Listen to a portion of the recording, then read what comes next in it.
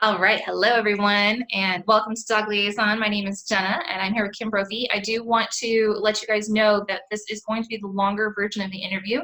If you're looking for a shorter version that kind of gets righter to the point, then that link is going to be right here, and I recommend that you hit that button and open it in a new tab. If you're interested, you can watch the short version first, and then jump right back into this video, and that's going to be the longer version. You can listen to this as like a sort of podcast if you're interested. You are welcome to watch our faces if you want, but if you want to play this while you are doing the dishes or whatever, then go for it. We are here with Kim Brophey, who is an applied ethologist, and she's a certified dog behavior consultant, a certified professional trainer, and she has her own practice at the Dog Door Behavior Center. She's also the author of Meet Your Dog, which anyone who has been following my channel knows that I reference her book a lot.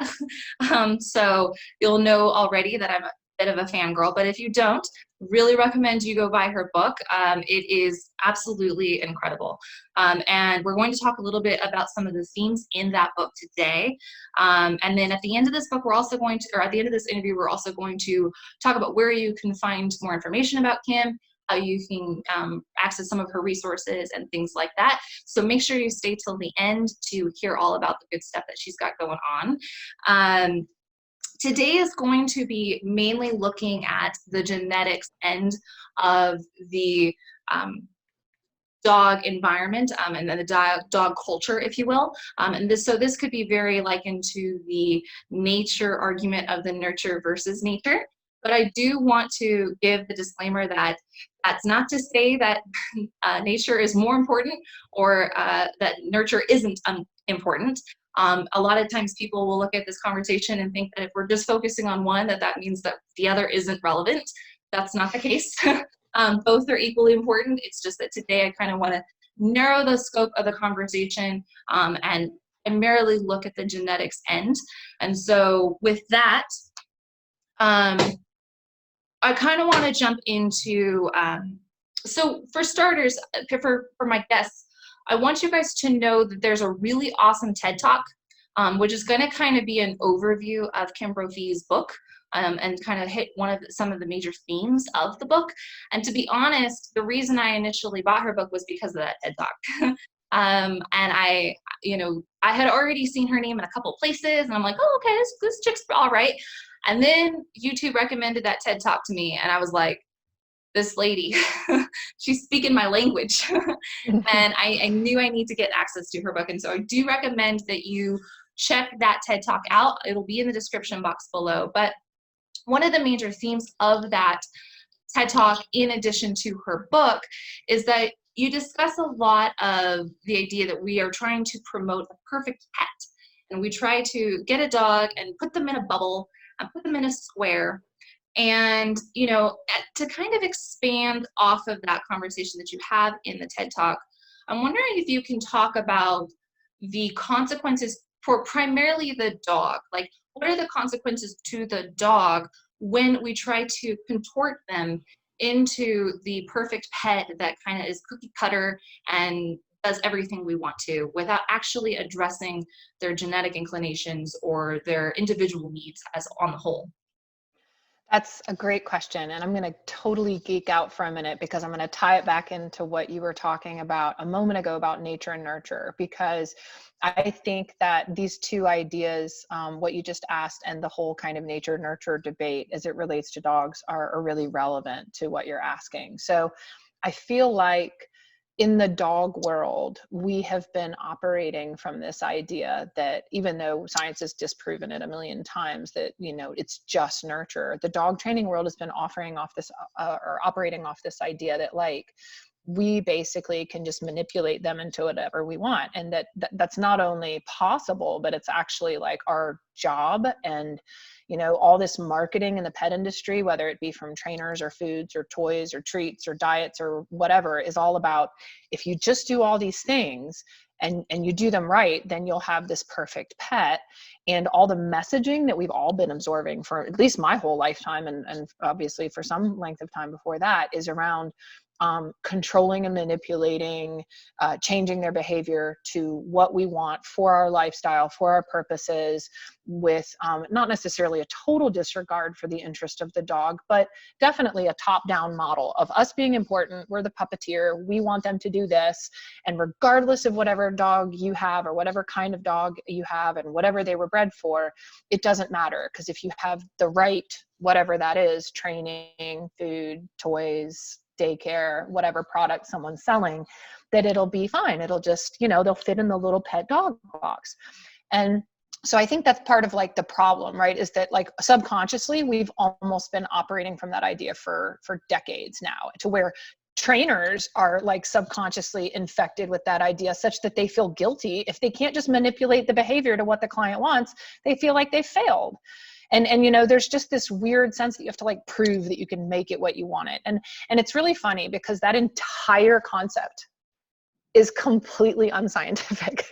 Like, everything in nature is not meant to just be moldable and manipulatable into whatever either someone else wanted it to be, or whatever a sudden huge change in the environment might force it to try to be. So for instance, take an animal out of their natural habitat in nature. Take a species that it evolved in and was therefore designed for and responsive to the pressures and the opportunities in that niche, in that ecosystem. Take that same animal and put them in, say, a zoo, in an unenriched habitat that doesn't, represent either environmentally or in terms of behaviorally opportunities to express certain behaviors, then that animal has welfare problems. So to circle back to your question here, the dogs that we're living with today, the vast majority of our pet dogs in modern industrialized countries like the United States, our environments are entirely captive and entirely prohibitive of them expressing the natural behaviors for which they were bred, or being in an environment that represents or reflects, even to some decent extent, the kinds of environments that they have been selected for and been living in for hundreds, in some cases thousands of years, where people have artificially selected them for really specialized,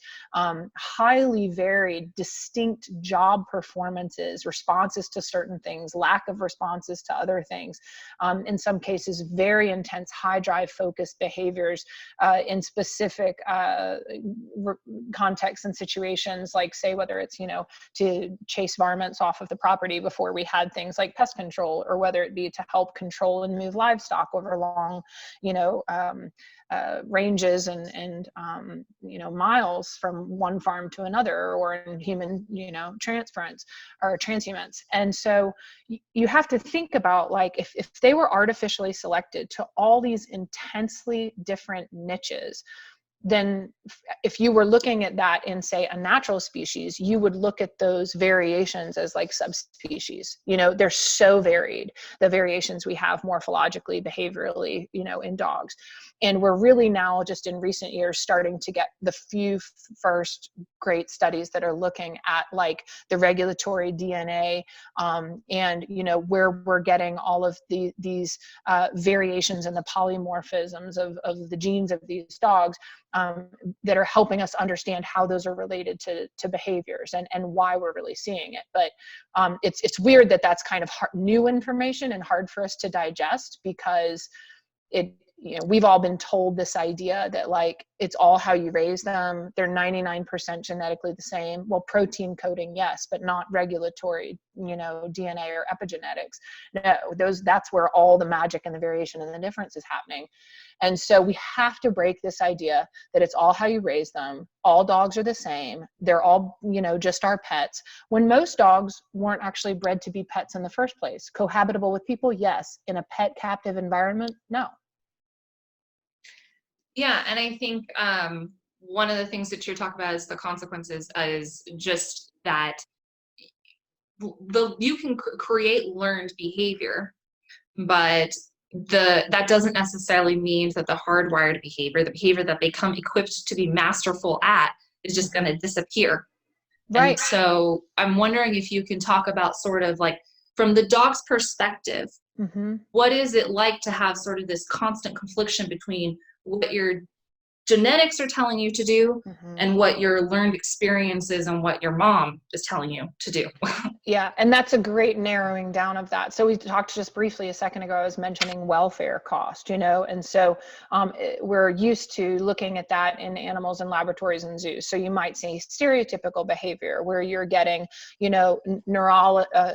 neurotic or maladaptive repetitive behavior because you have a high level of frustration without the opportunity to express the behavior. So just captivity in general, that's one thing that we can see is you have an animal that was maybe bred to be capable of working an 8 or 10 hour day on a farm easily, moving, thinking, solving problems, working with the person, and now they're spending 22 hours a day. That's actually really normal indoors in a house or in an apartment. Maybe 8 to 16 of those hours in a crate. That same dog that was bred to work, the life on the farm, closely with someone, solving problems outdoors, moving livestock, etc. And so I would just say the frustration alone is like a common theme that we'll see. You also, like, if you're thinking more from like the animal's perspective, if an animal is in a habitat or an environment or set of conditions that is a far cry for that which they were selected, one of the first things that happens is just disorientation.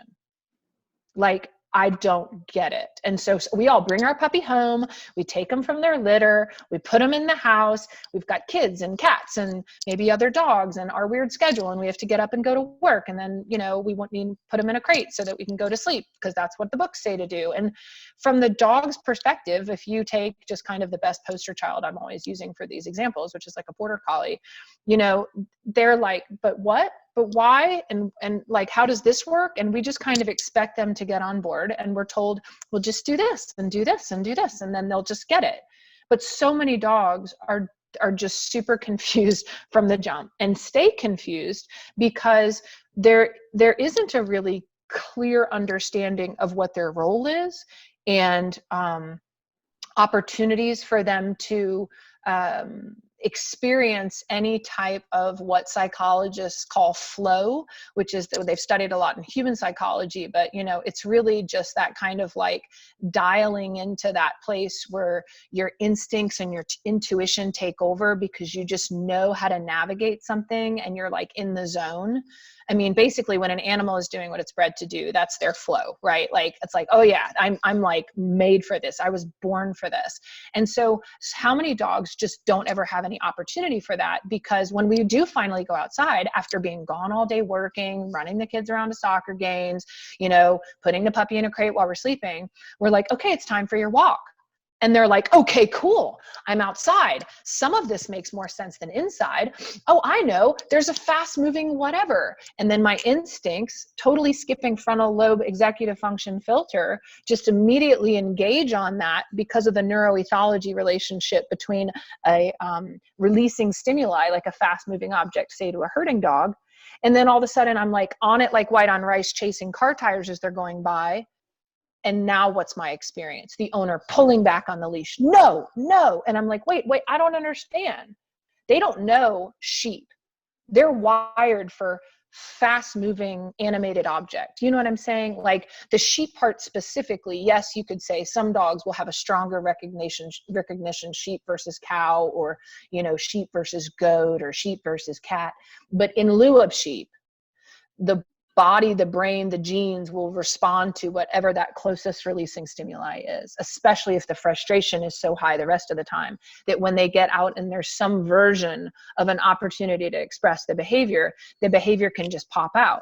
Well, we've been taught, since we're painting all dogs with the same brush and we are operating from this simplified concept of it's all how you raise them, that you just reward and punish it. So now this, on the one hand, wonderfully evolving world of behaviorism in the world of dog training, where people have become more scientific about the L, or the learning component, that has made us more humane in how we train, is still so often completely failing to address the core welfare issues for the dog, because we're still just manipulating behavior about what's good and what's bad without understanding what actually is happening for the dog in that moment. And so it can be just as cruel in a different way to just try to suppress redirect, modify, you know, all these other behaviors. So we say, okay, a car's going to come. I want you to come over here and pull on a tug toy. Okay, well, I could redirect some energy there, but does that necessarily satisfy the frustration? Does it necessarily answer the question?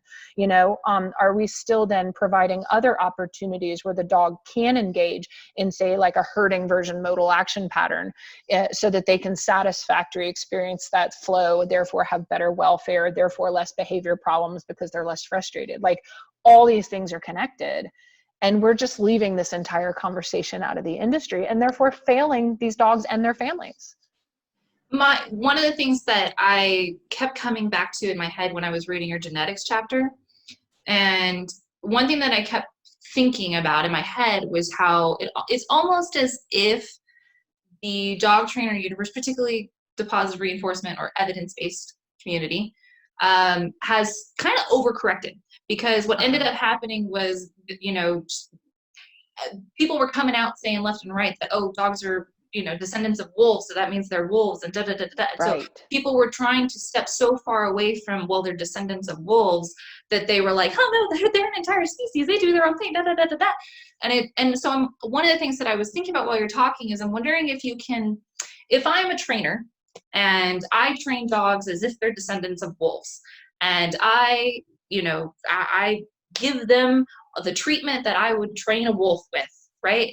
Or how I imagine I would train a wolf with, right? Mm-hmm. One of the things that I would respond to you with is, well, you say that, you know, dogs are domesticated and that they're out, they're literally their DNA, and they've evolved to become domesticated, and there's elements of them. But on the same side, you're also saying that there's some, you know, disorientation when you take a puppy to a house. So how can you have it both ways? How can you have it where they're domesticated, but also there's disorientation? That's a great question. So, and that again is exactly the type of kind of like, you're asking the wrong question, so you're going to get the wrong answer, because it's too narrow in focus in terms of what it's asking. So, you know, you have, yes, all dogs are domesticated genetically on some level. And so let's just talk about what that is for a minute. Domestication is not the same as tameness. It's a phenomenon that happens through reproduction and through selection. So it is a genetic phenomenon. And it's the selection against aggression towards and fear of humans. And there's a lot of domesticated animals that, you know, ourselves actually being one of them. It's basically kind of a related to neoteny and paedomorphism, meaning the preservation of juvenile traits throughout adulthood. It's a selection for individuals that remain more socially flexible and don't become as fully competitive and aggressive as adults, so that you can live in higher numbers in smaller areas. So if you want to just kind of like nutshell, like, well, what's domestication for? It's like, so we can all live together without killing each other, basically.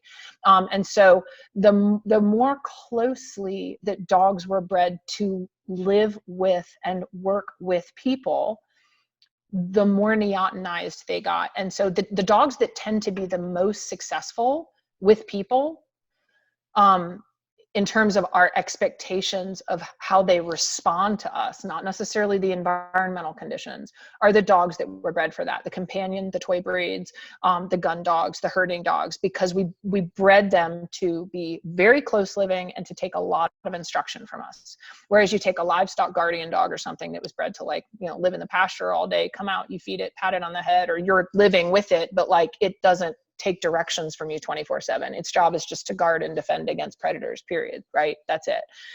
So that dog might have a really good temperament about cohabitating around people, but it may not be bred to take instruction from people, right? So you really have to start, like, say, well, what are we really looking at here? Like, it's domestication isn't just this all or nothing thing, like dogs are domesticated, wolves aren't, you know. Even in the process of domestication, biology is still happening. You know, all of the phenomenon of all the natural laws are still at work. We've just tinkered with them and played God to our own ends so that they're not as driven by the natural checks and balances system that would be self-correcting of things that were maladaptive. But there's still the same phenomenon and components working together. And so, like, when we look at something like, oh, okay, well, you want to say a dog's niche is in the home. A dog's niche is around people. But if you go to third world countries, if you spend time in Argentina or Mexico or, you know, any other place basically besides these industrialized developed nations. I mean, any trainer should honestly just go and watch dogs in a village for a few days if they want to know what 80% of the dogs in the world are still doing today. Those dogs are living so closely with people, and they are operating autonomously, scavenging off of human opportunities as professional human behavior observers, manipulators, and responders, which is like the quintessential dog. But they are not being kept as captive animals in the way that we keep them now. And so they can adapt, and they can respond both individually through their learning to those changing circumstances, and genetically over generations by, you know, which ones survive those conditions and which ones don't, because nature's going to pick what's working. And, you know, so we have to remember those are dogs too. So they're in close proximity, but the captivity piece is what we forget. And, you know, this is why as an applied ethologist, I'm always hammering this point home, is that, like, I was born, you were born, we were all born into a world where dogs, I mean, at least, like, you know, definitely my generation and younger, and maybe one generation prior, but like post World War II, born into a world in which dogs were captive pets. But even then, even in my childhood, there were some dogs running loose in the city, you know, like in Atlanta. I grew up in Atlanta, and like we let our dog loose and the neighbors let their dogs loose, and they were more captive than maybe their ancestors were, but they were a lot less captive than dogs today. So the more that we've gone with like always on a leash in a yard, you know, in the house, and they have less and less opportunities to scavenge, you know, to hunt, to socialize with other dogs, to mate, to, you know, have conflict and then resolve those conflicts. I mean, just to be what all of their historical beingness might have designed them to be. And that's, we're still speaking about all dogs generally here, then the more frustrated they're going to be because they're more captive. And if furthermore, we take all of these very specific extreme jobs that dogs were bred for, and then we're putting them all in that captive environment, sometimes we're not really asking whether they're domesticated. We're asking whether or not the animal can cohabitate in such restrictive conditions. It's not that they're aggressive towards people or fearful of people. It's not a domestication question.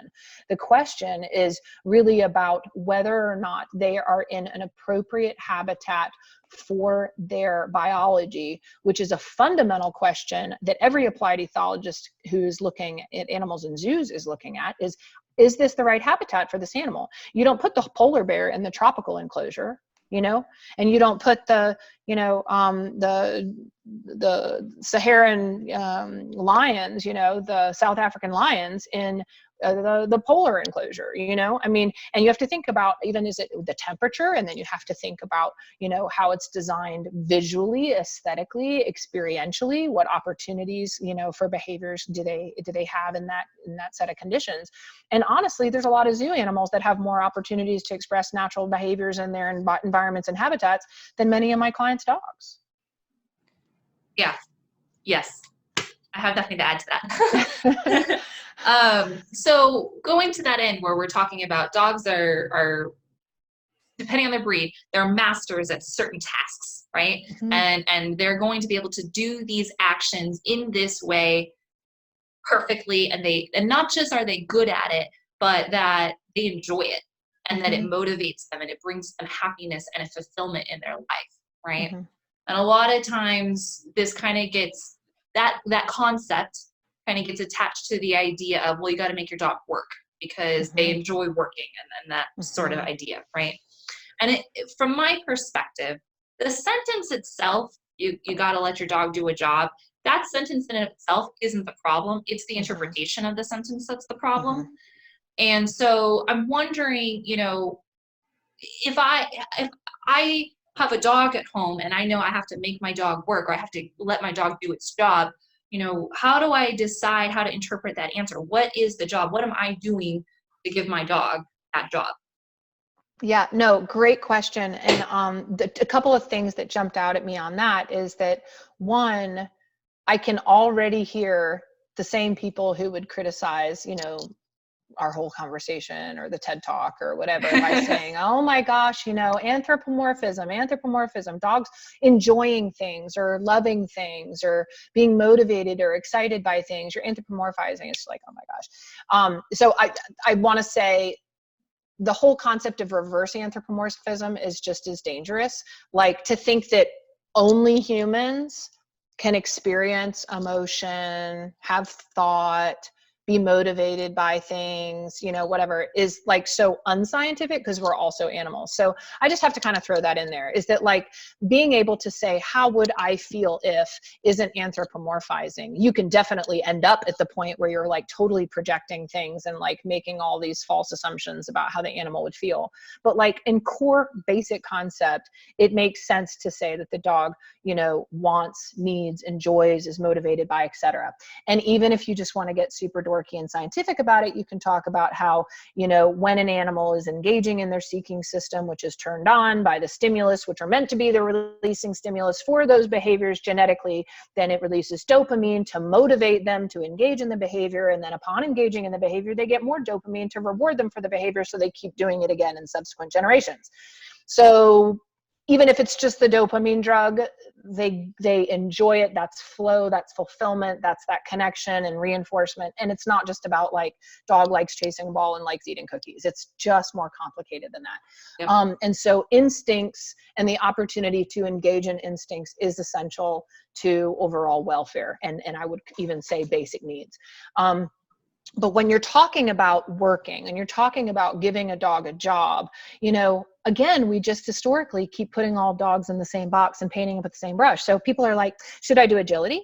How about fly ball? How about scent work? And like, I'm not saying any of these are bad. I'm just saying we have these really limited ideas, and a lot of them often are as much or more about the people and what they want to do, and they want to compete, and they want to do, I want to teach my dog these tricks and blah, blah, blah. And I watch dogs half the time be like, this isn't really my bag. Like, this person really wants me to do agility, and like, I can do the poles and I can do the jumps and I can do the tunnel and all this stuff. But like, what they really want you to do is like, if it's Portuguese water dog or something, is, to take them out to do those kinds of trials, where they're doing what they were bred for. So what I tell everybody is, if you have a breed, a purebred dog, and you want to know the answer to the questions you just asked, go look at the breed history. Go research, what was the dog bred to do? What did they do? What were they used for? What did that look like? And then start thinking creatively about what are other versions of that I could try to create for them. And so for one dog, like a herding dog, it's really funny. I always joke, like, I made fun of my Austrian Shepherd that I had years ago, that when I moved to a 30-acre farm with no fence, sat on the front porch and waited for me to come out. Because for that dog, there's no fun without mommy. There was no fun without the shepherd. So it didn't matter I had 30 acres to let her loose on, right? And so whereas if I had had a husky, they would be like, see you next year.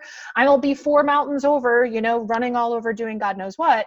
And that might feel great to them. Or if I had a beagle, or, actually we did have a beagle, and she would literally hunt rabbits for 6 hours a day and come back, with thorns in her ears, just with a shit-eating grin on her face, because that's what was the nail on the head for her. But my Aussie wanted to work with me because she's a herding dog that's bred to look to the handler for information, direction, and advice. So her favorite thing was going on horseback rides with me, where I was verbally cueing her where to go, what to do, when to go out ahead, when to wait for me to catch up, when a car was coming, how to respond to things in the environment where I'm, there's a livestock animal involved that she can track the ankles of. There's all these other things happening. We're problem solving, communicating intensely, and she could also be burning, millions of calories a day. And so it just depends, what enrichment looks like, or what welfare looks like, what a job looks like is going to be very different for each type of dog, depending on what they were bred for. And, we're leaving too much of that out of the conversation. Yeah, and a lot of times, even sometimes we're actively seeking for an opposite dog. Something that I always think about is I've had Dalmatians my entire life. Like, I grew up into a family with Dalmatians, and when I was younger, my family showed dogs. My family showed Dalmatians. I stopped when I was 18, but, I actively remember being part of breeder communities, and they would actively seek to breed Dalmatians that didn't have a prey drive, because that wasn't desired for the puppy owners. The thing is that completely goes against what they're bred to do. What they were bred to do in OG land was to fed off mice and rabbits and stuff from the Clydesdale's hooves, right? And so they're supposed to scare off the stuff. That's what they're supposed to do.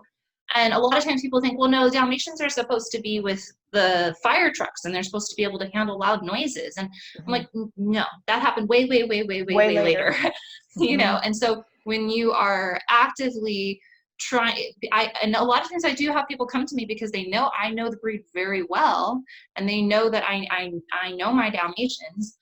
I also know they're not for every person. You know, you think you're getting a cute little dog with spots, and you end up with a dog that is he's a lot of dog. You know, he's a lot, and you have to be prepared for that. And honestly, I joke all the time that if I hadn't been raised around Dalmatians, I don't know if my personality would be the right type for it. I kind of just fell into them. I love them. They're in my top 5 favorites, you know, but the ironic part about it is that my individual personality, ironically, is not conducive with the stereotypical Dalmatian. And if I didn't have my 10-year-old boy, you know, I probably wouldn't have picked that dog for myself, to be honest. So well, and they're one of those breeds that, you know, is like they don't fit neatly into one category because they were bred to be an all around, right? So it's like a Catahoula is also one of those that you're like, oh my gosh, so much dog, right? Because you took bull, you took herding, and you took scent hounds, and you wanted this all around dog that could hunt boars, you know, defend the farm and property, rat when necessary, defend against humans. I mean, they just had to do everything. And the Dalmatians with the carriage dog lifestyle, it's kind of like, you know, yeah, you had to be able to rat things off, be a guardian, be protective, some kind of like, not herding behavior, but kind of, healing, if you will, you know what I mean? And so they had to run for endurance because they had to keep up. Yeah, and it's a very difficult breed to track all of the history of, because I think there were so many contributing elements that like nobody has this like streamlined history of the Dalmatian. But when they found it and they had all the traits that they wanted, they were like, that's it. It's like the Doberman too. It was bred to be this all around, you know, but you have a lot of working dog in there and a lot of serious minded intensity. They're not just this dopey spotted puppy, like you said, you know? Well, so a lot of times people will come and they'll say, well, I'm going to get a small, petite female Dalmatian because then they're not going to be athletic, or they're not going to be as athletic. And I'm like, okay, well, the athlete can be born or raised, you know what I mean? You can make her an athlete. She's equipped to become one. And if you're not there to handle it, like it's going to happen right underneath your nose. And I've always gravitated towards male dogs just in general. And so, you know, Max, God love him, like I said, he's almost 10 and he's an athlete, and he's still an athlete. And if I'm not like giving him an opportunity to exercise like physically and use his brain and also, quite frankly, hunt down gophers, like I've got a crazy on my hands. It's not going to happen for me. Yep. And see, that's not a training issue, you know, and that's where we're doing a big disservice to each other in the profession and to the public when we're like, oh, it's just a training issue. And you're like, no, it's not, because it's a matter of like, he's right if he's got this, and if he doesn't have this, he's not right. And my Aussie was 18 when she died. And even though her legs were giving out from under her, she's like, where are we going? What are we doing? I'm ready. Whereas like my 120-pound Pyrenees in Newfoundland over there, I can be like, do you want to go outside? And she won't even pick her head up. You know, and because that's what she's bred for, is low dopamine, right? So if something serious is going on, if someone walked through my front door, she would jump up and be doing alarm barking. But if it's just business as usual and you're just going outside and there's really nothing interesting happening, no thanks. She also has a yard where she has a full fenced acre and has the autonomy to use it the way she likes. And still she spends 99% of her time laying in a vantage point, just surveying for anything coming across the horizon that might require her to defend the property. She's not running laps around my acre. She doesn't even use it unless if we go with her, she thinks we're doing a patrol. She does 1 lap in the morning and 1 lap in the evening to run the perimeter, which is what they're bred to do. And then sit there and survey it like this all day long, you know? And I actually went and got a low dopamine dog because I've had nothing but really intense athletic working breeds. And I was like, I need to come home to a doggy vacation every day because, you know, I'd done too many of that, you know, of those dogs, you know, and my life was such with kids and the business and everything. I was like, I just don't have time for the full-time project. And so even knowing that, like, with the skills that I have and the understandings I have, I'm still not going to set myself and my dog up for failure. I have an environment that's perfect for this. And so I wanted a dog that fit at this point in my life, even, you know? Yeah. And so even if you've always had Dalmatians, but then all of a sudden you're like, I'm going to go to graduate school and start a new job at the same time in downtown Manhattan. Yeah. In an apartment. You're like, so I know you have always loved Dalmatians, but like, tell me what that looks like. Oh, we'll just put him in daycare. Maybe, maybe not. Just hanging out with a bunch of dogs barking all day long. I mean, a lot of daycares are entirely overrated, and it isn't just the like fix all that we think. There's some great ones, but there's some pretty poor ones too that are just stress houses. And yes, they come home exhausted because they've been stressed all day, but it's not fulfilling. It's not like all dogs want for welfare is to play with other puppies. Right. For some dogs, that's a nightmare. Right. Yeah, totally. So, you know, one of the things that she talked about, so for our viewers that don't know, Kim recently did a podcast with Michael Shikaccio, and I'm going to link all that information in the description box below if you're interested in finding out more about this conversation. And I do welcome you to watch that, because the things that she talked about in there are some kind of overlapping, but for the most part, we're not hitting the things talked about in that discussion, and that's done deliberately. I want you to go listen to that podcast. But one of the things that you mentioned in the episode was that, you know, you could do all of the things right. You could get your trainer from day one. You could even have a positive reinforcement trainer, and you could read all the books, and you could, you know, raise your husky from 8 weeks to 2 years by the book. Everyone could tell you that your husky is the greatest dog on the planet because he comes every time you call him, and that he just goes to the dog park and he loves everybody and everything's great. And then around 2.5 years old, all of a sudden you're taking him to the dog park, and when another dog runs up on him, he air nips and he corrects them. Mm-hmm. Or maybe you used to be able to take him out to the woods every time, and you know, he'd come back and he was happy dancing around you, and now you're realizing that it's harder to get him back to you. Mm-hmm. You know, if I'm that owner, I'm very frustrated because I'm like, mm-hmm. I was told that if I did all these things, I wouldn't be dealing with this, mm-hmm. right? What happened? Why is my husky all of a sudden not listening to me? Okay, I love it. And the reason I love it is because we may have even read the same post, but I saw a post this week from a trainer that was just very sincerely saying, I did everything right.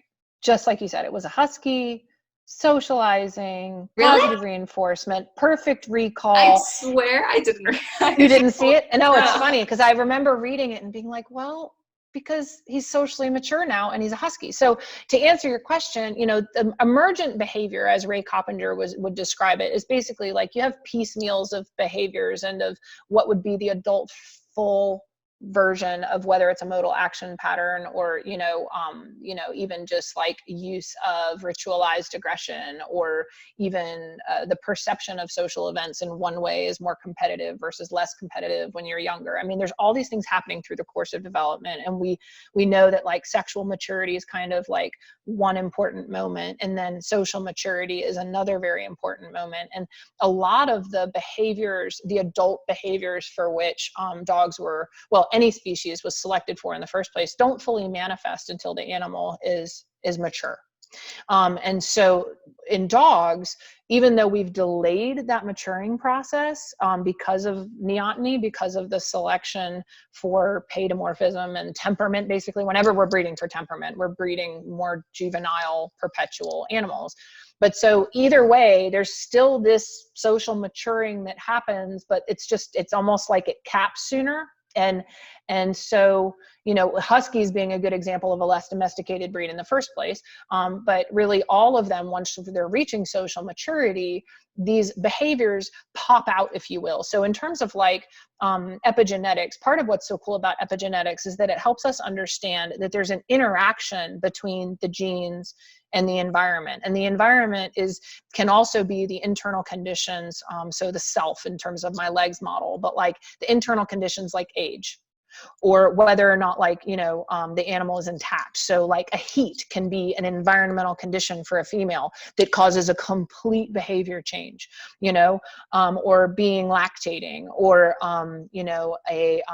heck, for a male, if he's intact, or even if he's not intact and he smells a female in heat, that becomes a switch that can activate certain latent software behavior programs, etc.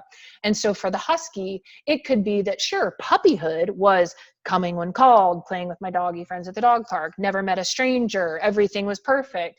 And it's not that it means you did anything wrong, and you shouldn't be frustrated, even though anyone would be, when the dog at 2.5 years old is like, yeah, it's not even a decision. It's just like you're out hiking one day, they catch a scent, he's fully socially mature, and he interprets it and responds differently, probably without a filter. He just didn't hear you. All of a sudden, he's just like followed that track, or, chased that deer, and that suddenly has completely trumped all the training that you've done. Because the thing is about like genetics and like those modal action patterns and any instincts is that the dopamine experience when engaging in those behaviors, Temple Grandin talks a lot about this, is just like through the roof relative to like the ball or the tug or the treats or our pets and our relationship. And so the reason, if you're coming from this from a behaviorist perspective, think of it as a very long reinforcement history. Generations of a reinforcement history, right? Like we know the importance of building a reinforcement history or competing against it when we're trying to change behavior. If it has been in there long enough that they're carrying it literally in their genes, in that software, that's a really long reinforcement history. So, if that breed has been around for hundreds of years, that's a really long reinforcement history of thousands of years. So something like the predatory sequence for something like a husky who still has an intact predatory sequence, that's going all the way back to wolves. And honey, that's a long reinforcement history. So when it hits that social maturity, and it's not a puppy anymore who would have been, even in wolves, left behind with the family and not necessarily accompanying on the hunts until a certain point in their development, and then all of a sudden it's time and everyone knows it, there'll be this moment that'll completely go over our heads where the dog is like, it's time. I just feel it coursing through my blood and I'm not coming. And it's not, but again, it's not even a decision. It just happens. And that's part of the depersonalizing that I think is so important. People always feel like the dog chose to not come. They're just not responding. They're being bad. I did something wrong. I should have just reinforced with more hot dogs or more cheese, or, no, it's just that you're competing with maybe thousands of years of reinforcement history in the case of, instincts. And you have to know that that's gonna happen or can happen. And again, to go back to your very first comment at the beginning of the whole thing to the audience, genes are not predictive. They're just part of the puzzle. So you can't ever say that because it's a husky, it won't come when called. There's huskies that will come when called every time, but you shouldn't be shocked if they don't. So you should go into working with and living with and managing that dog in a way that is prepared for what was the intended selection, and therefore what is my likely standard deviation range from that original selection. How far out are the behaviors from that original selection likely to be? I could have a total lemon of a herding dog or a total lemon of a husky, but I shouldn't go into it thinking, well, it just doesn't matter, because it is part of the conversation. And when it shows its head, it's a pretty powerful head. So, and you kind of sort of touched on this, but I want to see if you have anything to elaborate on. But what's the point then? If I know I'm going to get a puppy at 8 weeks, they tell me that if I just do all this socialization, before the puppy's 16 weeks old, that I can just make my puppy who I want him to be. But then now you're telling me, well, 2.5 years from now, guess what? He's got thousands of years of genetics that are going to intervene and combat you on that mission. Mm-hmm. What's the point in even socializing? What's the point of teaching my dog to do anything? What's the point in doing all of these things if I'm still going to have to compete with genetics? Okay, so I mean, again, great question. One, we have them in a human world, and so we owe it to them because they are dependent on us, particularly because they're captive, so they really don't have a choice in the matter. They don't have a plan B. They can't like go get a new relationship or parent. You know, they're stuck with who they get. So they don't know how the human world works. They don't know how any of this stuff works. So think of it like you're their tour guide and you are the captain of their ship. You're upper management. You're the person explaining, all right, this is how walks work. Okay, this is how living in a house works. Okay, this is how, you know, staying in a hotel works or driving in a car works. Like, you got to show them. So that's what the teaching's for, you know?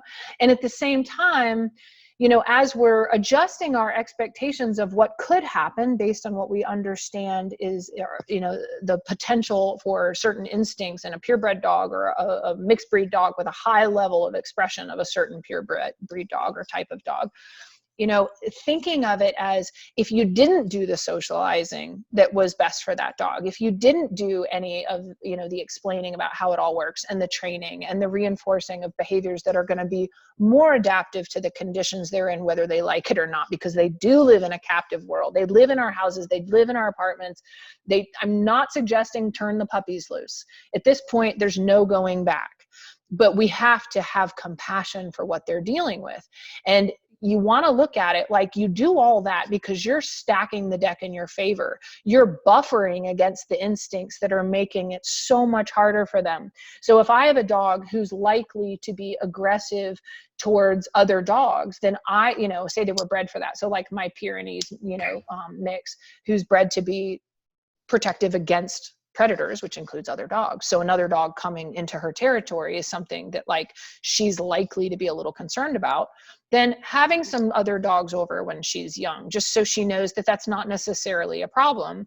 And also then figuring out what works for her, what's her comfort level. So she's a dog that didn't want to just socialize with any dog. It made her uncomfortable. She does perfectly when other dogs are around, but she's just close with her person, but she prefers not to interact. So socialization for her, because she was a little more reserved, and a lot of the guardian breeds are, wasn't just throw me in the dog park or the, you know, daycare with all the other puppies. It's she comes to work with me on a regular basis, but pre-COVID, in the behavior center. And so she's audibly around other dogs all day long, but in the office where the other dogs can't bother her. And then we bring her out for assessments, working with other dogs, do mirrored downstays 3 feet apart and things like that, so that she's constantly exposed in a controlled situation where she's realizing there's no need for you to be concerned. There's no threat here. I've got it. You can trust me to make these decisions for you.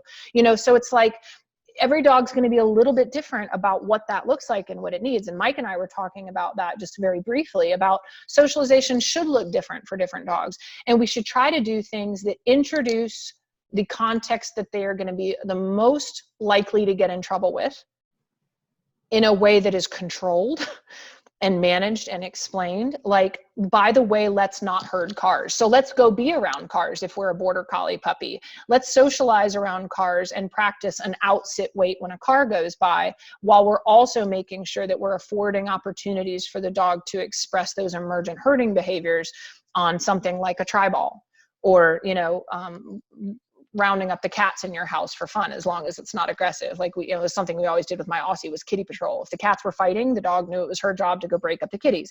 And it was just a version of controlling the behavior of other organisms that was a small, like, checked that box in her head. Like, I'm controlling other organisms. That's a herding satisfaction for me. So, you know, there's no like neat and clean, here's the answer for all the dogs.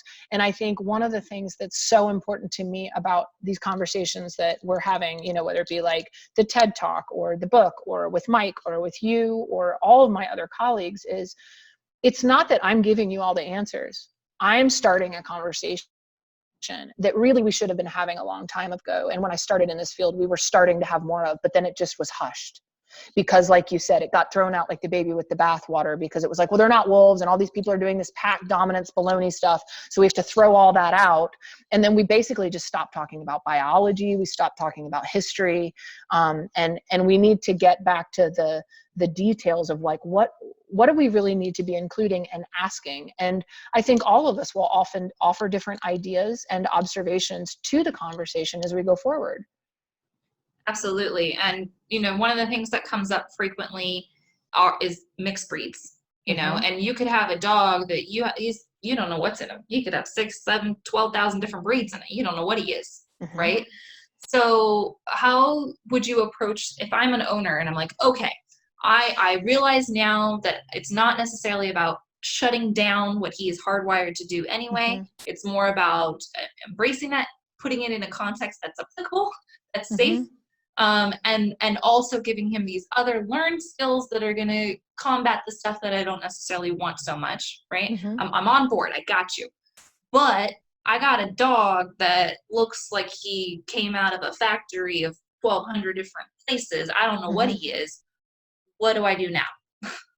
So, I mean, a couple of things, like, we can find out whether or not there's any strong representation of a specific group, which might kind of pigeonhole some of his enrichment or welfare needs more, by doing a DNA test. And, the ones that I suggest the most are the Embark DNA test or Wisdom Panel are my two current favorites, with the highest level of accuracy and the best breed database. Also the project that they were doing through the IAABC. I don't know, I can't remember the name of it right now, but with Eleanor Carlson, her database is great, but I don't think they're selling that directly to the public right now. I think that was more like a research project they were doing.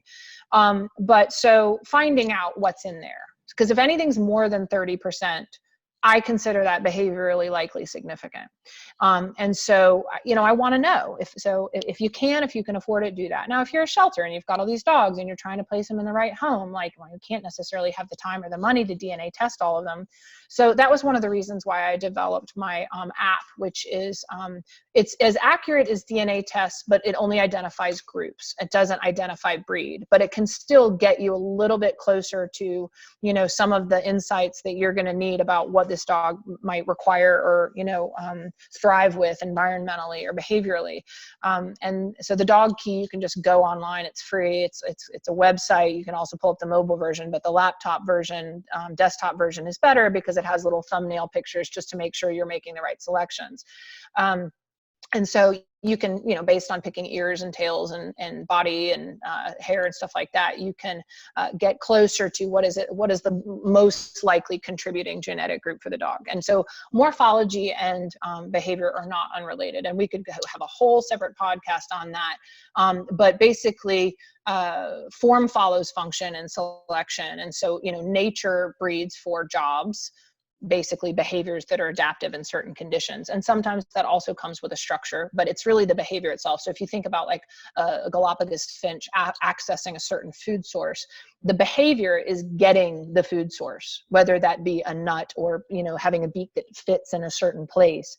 The behavior is getting the food source, but the morphology will affect whether or not the behavior is effective, if that makes sense. So if that finch happens to have a narrower beak, that enables it to access that food source more effectively as a behavior, it will keep selecting for the narrower beak if that food source is the predominant food source in my environment.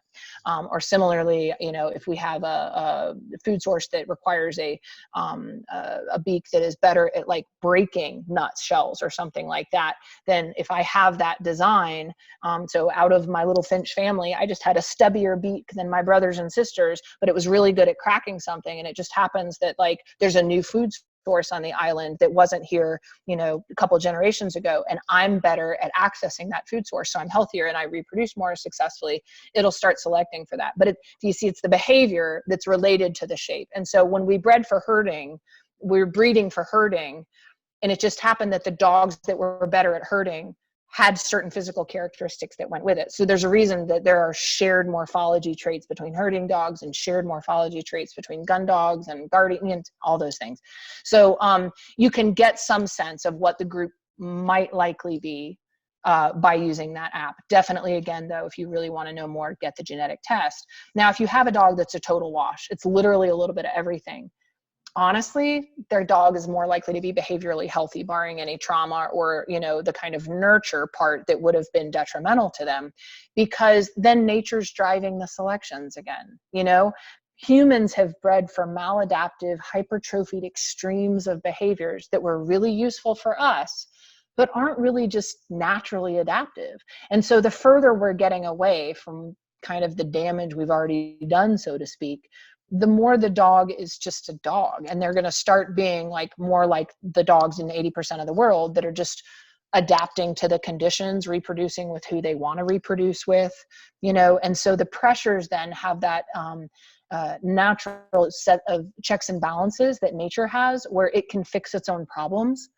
And when we're breeding dogs and we have closed gene pools, we're getting more health problems and behavior problems over time. And so I just have one last question, which is sort of the opposite of the last one, which is, okay, how do we make sure that we don't use genetics as an excuse? So for example, if you have a toy breed, or maybe it's not even a toy, maybe it's just a small dog, a small breed, who doesn't like playing with toys, how do we make sure we don't just discount that and be like, oh, he's that's just genetics, he wants to be on your lap. How do we make sure we don't discount that too much? I think going back like this, just a full circle to where you started, it's not nature or nurture, it's both. And so like, if you've got a dog that's like bred to be defensive against other dogs, you don't say, well, I'm just not going to have them around other dogs because they're just not bred to like other dogs. Like, that's crazy. Like this is where, what the positive reinforcement world has been saying, every dog is an individual, which is so true, but we've done this like weird disservice by saying every dog is an individual, so that's all that matters. So they're not biological animals, and therefore none of these specific welfare needs are part of the conversation because they're just dogs and it's just the individual. No, they're an individual because of all the things. So it might be that toy breed, is like crazy athletic and wants to run miles and miles a day and won't be satisfied at all sitting on your lap, on the couch while you're working from home, because he's an individual. So we find out, just like when we meet a person, we find out. I love Susan Friedman saying, everyone is like a study of one. It's like we have to stay with that concept that the dog in front of me, and what are they telling me?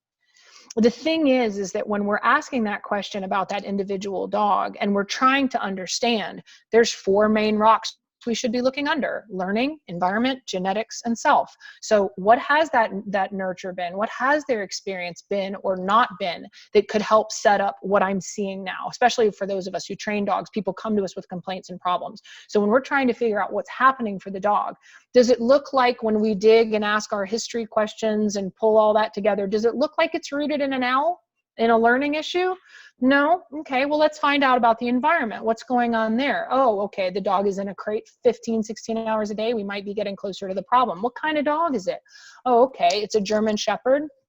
Okay, let's start talking about that. So then it changes my expectations of whether the behaviors I'm seeing are normal or abnormal for that dog in these conditions at that age, as an intact male, who also has had ear infections. And then all of a sudden the picture kind of comes together and we go, oh, so for this individual dog, this behavior might make total sense. Whereas, and instead of just calling everything a behavior disorder and throwing Prozac and a behavior mod program at it, we can say, why would we be medicating an instinct that we selectively bred into that dog for years? What we have to be doing is like stepping back and looking at the whole welfare issue and finding out what can we change environmentally, for that dog. And I just had a client say to me today, I've only talked with her once before. She has a cane corso, and she thought it was a boxer that she got from a shelter. And so she was looking at the behavior through the lens of a boxer, which she had had before. And the dog was just doing a lot of this like placement protective behavior and stuff like that with people that would come over. And she was punishing the behavior because she just thought the dog was like, aggressive and wanted to hurt people. And so I was just like, so we stepped back once we knew what the dog was. And it was like, she told me today, just you're changing my perception of the behavior changed his behavior, because I stopped reacting to it the way that I had been reacting to it. And I started giving him information that he needed that I wasn't giving him because I didn't know what his concerns were and perceptions were in the first place. And it just hasn't even been a problem since. I mean, so sometimes it's just that like getting enough of the picture that we're saying, oh, okay, so maybe this, and really approaching it with, instead of determinism, curiosity. Like, I wonder if it could be this. I wonder if it could be this. Let me see what else might make sense, I have to say that's interesting because when I go through your book and I'm looking at the legs model, I mean, I looked at it as more of like a lifestyle, you know, but how you're pitching it right here, and it's probably a combination of both, but you're almost pitching it like a checklist, you know, Mhm. like you go through this, and then if that's not it, you go to the next thing, and if that's not it, then you look at this, then you look, Mhm. right? And I think that that's a really good way to look at it. Mhm. I think for anyone who's interested in the legs model, I really recommend starting off with the TED Talk for starters, and then getting that book because she really, really breaks down. It's so, so good. Um, let's wrap up a little bit. Tell us about, first of all, how can people find you? Tell us about, the dog key, things like that. Okay, well, so my website, my company's website for kind of our local clients is dogdoorbehaviorcenter.com, but it also has some information about family dog mediation, which is like a new certificate course that we are just starting to offer. There are now 3 certified family dog mediators, with our 4th halfway through her full academic program. So we had so many people express interest in applied ethology and approaching behavior this way, and they were like, teach me the things. Like, I've been in training in behavior for years, but I've never learned all this. And so we decided that we would create a program for people that weren't already in the industry. And then we have like a 2-year academic program that we've only had 1 student with so far, because it's newly offered, which is, the whole enchilada. And then we have a condensed version that is for professionals. So we're not teaching you things that you already know, which we offer kind of a private version of, where people can come spend a week with me and with behavior cases, not during COVID, but when we open back up.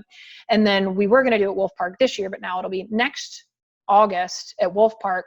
We'll be doing the first ever certificate course for family dog mediation, which is everything you and I just talked about in practice for professionals.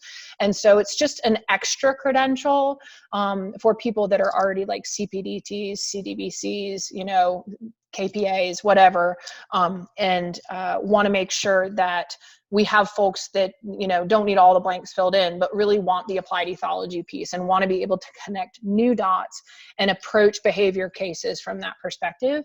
And so between the book and the TED Talk and, our website and those programs and whatnot, you can find us all sorts of different places. But this type of thing, getting a chance to talk with people like you, with people like Mike, his Aggression in Dogs conference, I'll be presenting at that. I was actually registered before COVID, so I registered on January 1st. And now obviously no one's going to Rhode Island anytime soon, but right. I'm so sad because I really wanted to go to that in person. It seems so fun, but I'm also excited that he's doing it virtually. I just recorded mine a couple of days ago. And I think it's going to be a great conference. And I'm people like Mike are just, they're thought leaders. They're changing the industry. They're just bringing in new conversations. And I just think it's an exciting time where we're really expanding our conversation. And, I see this as an integrative, cooperative process with people who've come forward and been like, yes, what you said makes sense. Let's talk about it more. I have more questions and I have more ideas. And I want to keep building that together as a community. Definitely. I think obviously the audience is primarily dog owners. That's our geared towards audience, but we do get some trainers. And I think for the audience, anyone who's interested, I do really recommend you check out Wolf Park. It's fascinating. I have not been able to go, partly because of COVID. I initially planned on going sometime this year, but that's probably not going to happen. But I absolutely can't wait to go. I think it's a fascinating place. And oh yeah, me too. You might see me at your little workshop next year. Oh, I'd love it. Oh, I'd love to see you there. I think they've got room for 30, and I'm so excited to see who comes, because a lot of folks have said they're hoping to, and our existing students, our graduate students will be there too, so that like you can talk to other people who, didn't have it and then had it, and how it's changed their career. Because like Carrie Davis, she's our most recent graduate. I mean, it's just changed how she's done everything. And she's just, she's soaring now, and just feels like she has all of these new tools that are enabling her to be so much more effective with her clients. Well, and even just the subtle change of dropping the training and putting in mediating. I mean, people don't realize that is so significant, because even for me, when you go to my social media, I don't use trainer, I use coach. Yeah. And when I first started doing it years ago, no one knew what the heck I was talking about. People were like, why are you calling yourself coach? Right. And now it's sort of a trend, but you know, I think it deconstructs the idea of we're training the dog, you know, we're conditioning the dog to be right, programming them to be our little minions. Yeah, that's what we have to get away from. And I think that just that little step, it's going to be an interesting thing, I think 5 years from now, if that becomes more of a trend, it'll almost be a way to delineate between positive reinforcement trainers or educated people and not so educated folks, right? It'll be interesting to see if that happens. I kind of hope that it does, because I think personally, I don't do board and trains. And it's one of the main reasons is because I don't necessarily think of myself as like, I'm training your dog. To me, that doesn't really help you.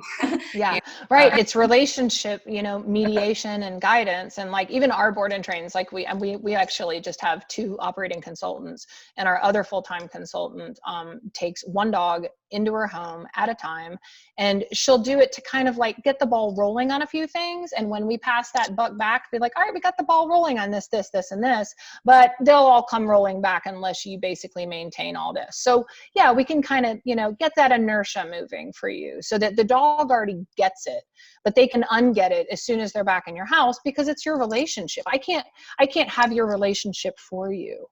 And so taking full responsibility for our side of the street and saying, oh my gosh, I'm half the relationship. You know, that's so important. We can't just say, well, you're supposed to do what I want, and changing our language, taking things out like obedience and commands. Like, we're just ready to evolve past that, I think. Yeah, and it's interesting. The listeners of this as a podcast will be interested, because I've personally struggled with that for my YouTube channel, because SEO craves words like obedience, like commands, and I don't want to get pigeonholed into using that verbiage, you know. But I also know that I have to be found in order to help people, and so a lot of times you'll hear me say things like, "I'm going to teach you a command or cue today." Right. So then the SEO hears that word, and then it also moves right into queue. Yep. I do the same thing on the verbiage for my website for the same reason. Is, you know, you have to talk about, you know, why it's a new way to look at obedience, so that the SEO finds the word in there, you know, because people, that's what we've taught the public. And so that's what people are searching for. Right. So anything that we haven't covered that you feel like, oh, by the way, we need to know? Nothing desperate. This was super fun. And thanks so much for asking me. No. I really, really appreciate your insight and your intelligence. It's just, like I said, you deliver information in the way that I receive it. And I know that people have different tastes and they receive information in different ways. But when I was reading your book, it was like I was hearing my own voice come back to me, and it was just beautiful. And so I would recommend that if my viewers like the way I deliver information, you're gonna love the way Kim delivers information. It's far more intelligent than I am, but it's wonderful. No, thank you so much. I mean, having these conversations with folks like you is just, you know, it's uplifting and inspiring for me, you know, knowing that I'm not alone in my thoughts. I can't tell you how meaningful that is to me. So. Alrighty, I will talk to you soon. Just so you know, this video will probably come out at the end of August, but I will also send you a link at the end, just so you can hit it and check it out if you want. Alrighty. Sounds great. Thanks so much. Thanks for asking me, Jenna. I'll see you soon. Of course. Okay. Bye.